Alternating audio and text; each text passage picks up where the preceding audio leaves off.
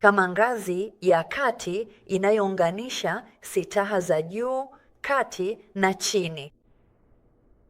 Nusu ya njia kuelekea chini ya ngazi, katika kiwango sawa na sakafu ya sitaha ya kati, pembe ya eneo la ngazi inakuwa tambarare kwa mwelekeo sawa na sitaha ya kati, ikitengeneza kile kinachoonekana kuwa sehemu ya kutua ya mlalo.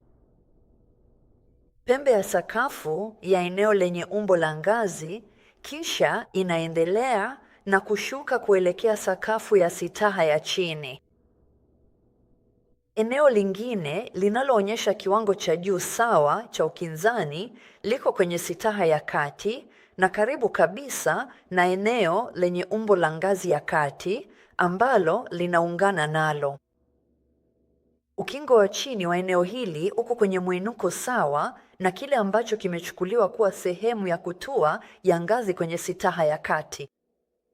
Eneo hili lina umbo la mraba na lina urefu wa takriban mita 4 na upana wa mita 5.